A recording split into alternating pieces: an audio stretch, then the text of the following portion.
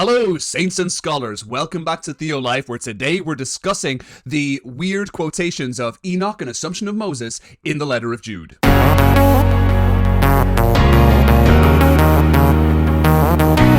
As previously mentioned, some commentators have been a little bit wary of the Book of Jude, and one of the major reasons for this is the fact that the Book of Jude quotes from pseudepigraphal writings like the Assumption of Moses and the Book of Enoch. First off, let's look at the Assumption of Moses. It's actually a fun, quirky little story where you've got, angels coming together in this heavenly crash for the ages fighting over the body of Moses. But even the archangel Michael, when he was disputing with the devil about the body of Moses, did not himself dare to condemn for slander, but said, "The Lord rebuke you." You could definitely preach a couple of great sermons out that number. But let's dig into what we know about the Book of Moses. Point number one, we only have snippets of the Assumption of Moses. The reality is the vast majority of the book of the Assumption of Moses has been lost to history. In the past few decades, archaeologists have been able to discover small little snippets of this book and piece it together. We know that we definitely do not have a complete copy of the Assumption of Moses. And of all the snippets that we have, none of them mention a celestial battle over the body of Moses. Point number two, we get quotations from early church fathers that note that Jude was quoting from the book of the Assumption of Moses. In the work entitled The Ascension of Moses, a little treatise of which the Apostle Jude makes mention in his epistle, the archangel Michael, when disputing with the devil regarding the body of Moses. The only reference we have to Jude quoting from the Assumption of Moses is church fathers taking that quotation from a copy of the Assumption of Moses that they had possessed or read and letting us know this is where it came from. Point number three, many commentators believe that Jude was in fact quoting from Zechariah chapter 3 verses 1 and 2. Then he showed me Joshua the high priest standing before the angel of the Lord, and Satan standing at his right side to accuse him. The Lord said to Satan, "The Lord rebuke you, Satan."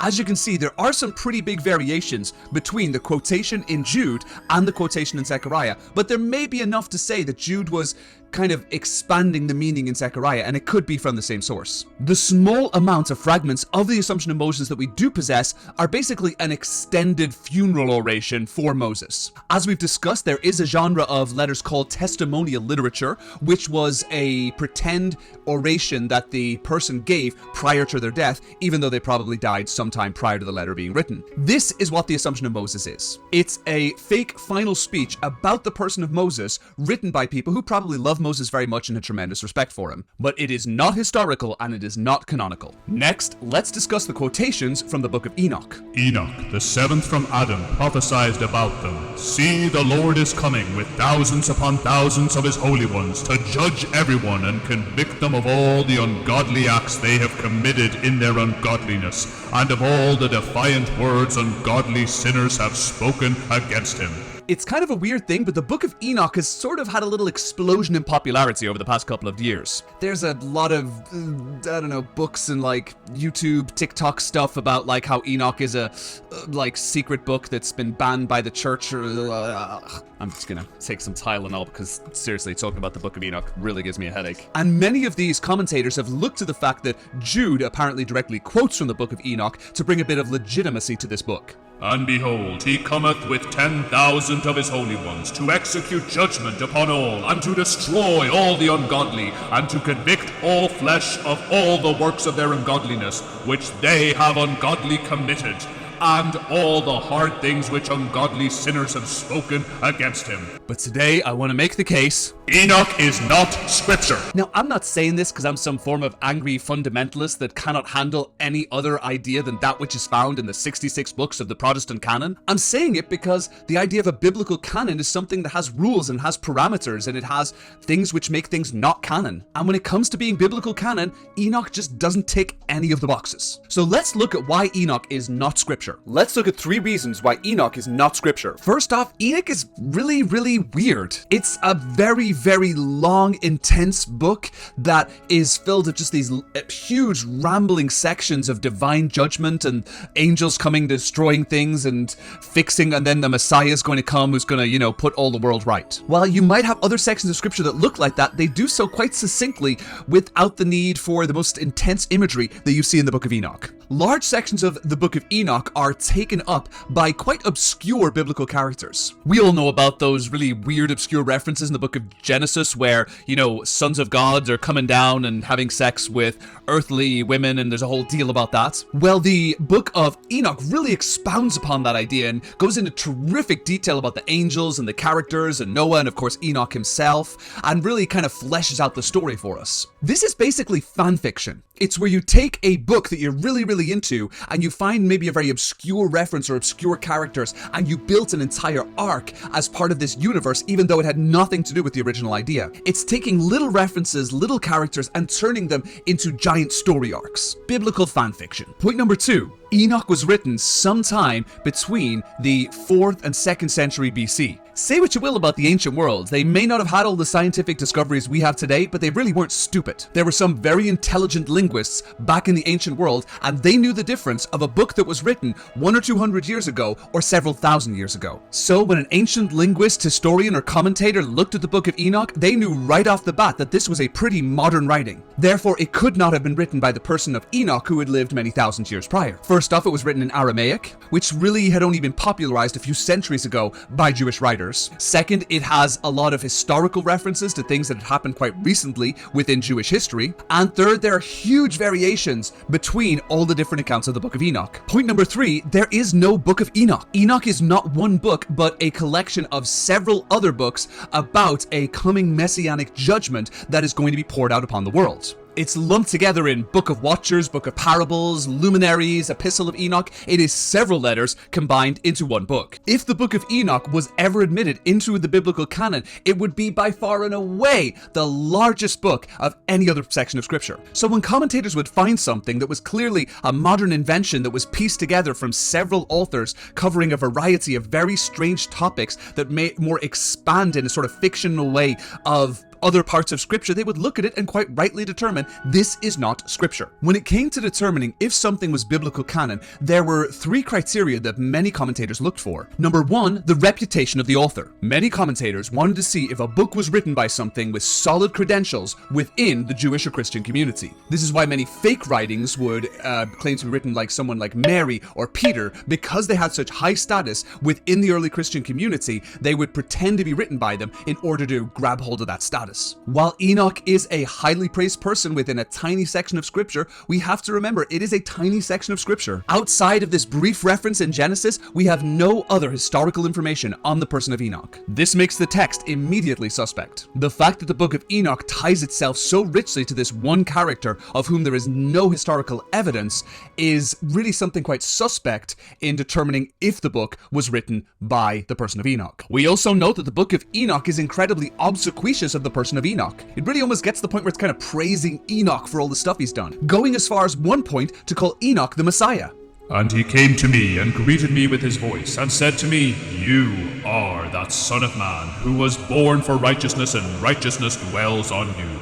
This would be a very weird thing to do because generally when people write books, they don't write about how awesome they are as a writer. As commentators will be looking for solid evidence on the reputation of the writer, the Book of Enoch just doesn't cut the mustard. Point number 2, prophets are testable. The vast majority of the Book of Enoch is discussing wars in the angelic realm. When historical writers were trying to determine whether or not a book was true, they looked for things like historical information or prophetic information that they could run an objective test upon. You'll notice that the vast majority of texts within the scriptures are written in historical narrative form. They are about events which actually took place in a location and point in human history that we can look to and test. Christianity is a unique religious idea because we have something called biblical archaeology. We can tie the claims of our holy book to actual historical events to verify their historicity and veracity. The Book of Enoch has no such testability. First off, the vast majority of the book is written about wars and events happening in the heavenly realms, over which, of course, we would have no way to possibly test them. While other sections of the Book of Enoch discuss events which happened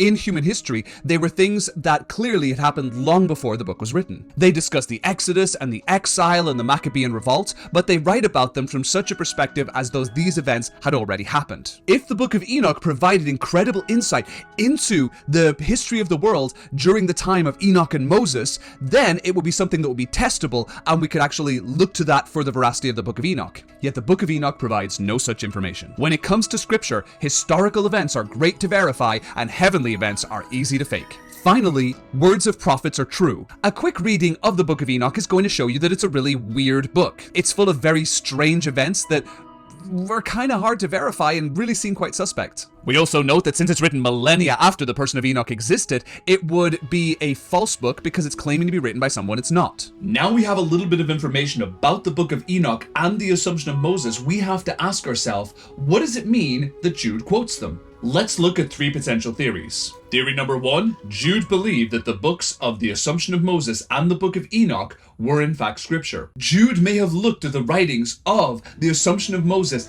and the Book of Enoch and felt that they were coated with the lingering scent of divinity. He thought that they were from God and therefore valuable for Christian teaching. If this is true, it would be a radical form of departure from every form of Christian measurement of biblical canonicity and Jewish canonicity. And to speak of it is heresy.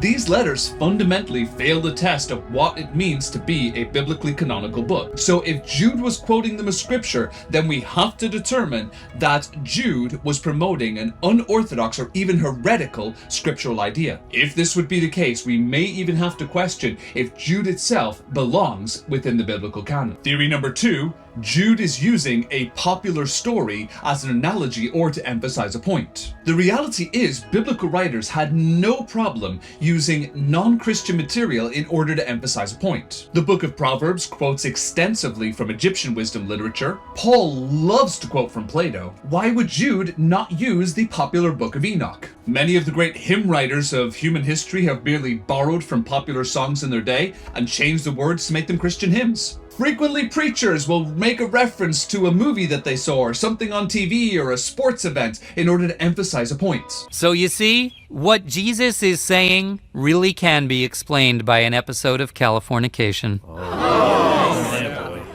The quoting of popular media at the time in order to emphasize a greater point is a very old form of communication. Jude could be quoting Enoch basically because it was well known, but he was not making the point that Enoch was scripture. Theory number three, Jude may be quoting a heretical idea by using a heretical text. As we noted, the Book of Jude is written to counteract heresy, yet there really isn't any hints within the Book of Jude as to what that heresy might be. The only kind of hint that the Book of Jude gives is that the heretics are heaping abuse upon celestial beings. This may be a term used for angels, and as the Book of Enoch is kind of obsessed with angels, it is theoretically possible that the heretical group used the Book of Enoch extensively in their writings. We also note that Jude's quotation from the Assumption of Moses is also about angels having a dispute. Now, since it's possible that the heretical group was very obsessed with angels,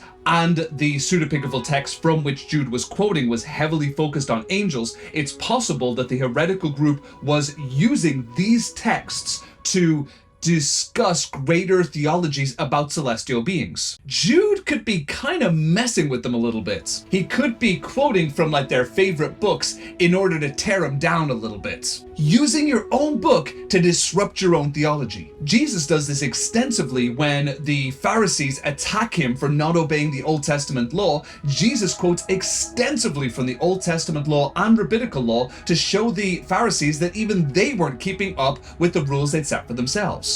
Although Jesus was not rejecting the Old Testament law. So Jude could be quoting from these pseudepigraphal texts in order to kind of mess with the heretical group a little bit to show that even their own texts condemn them. This is a super tough problem, is why Jude likes to quote from these pseudepigraphal texts, and it kind of messes with our heads. And what's the answer? Hey, you decide. Let's finish today with a review.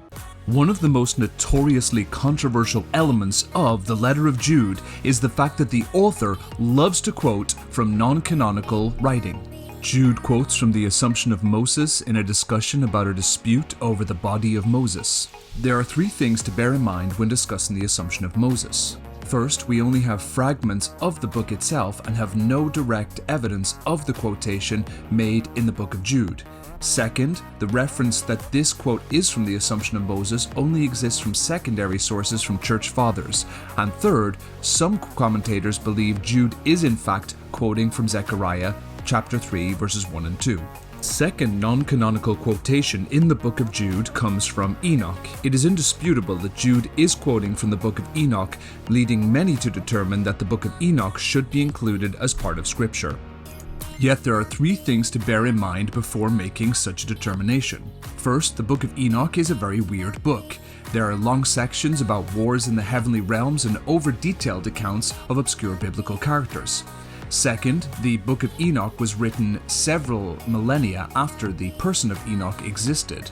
And third, there is not one Book of Enoch, but several books pieced together from several different authors at different times. This leaves us with three theories with Jude's relationship to extra-biblical text. Theory number 1, Jude believed that these extra-biblical texts should be counted as scripture. This would leave Jude with an unorthodox interpretation of biblical canon.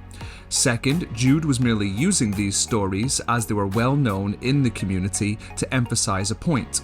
Or third, he could be attacking the heretical group by using the favorite text of said heretical group. Thank you for joining us on Theolife. May God be with you.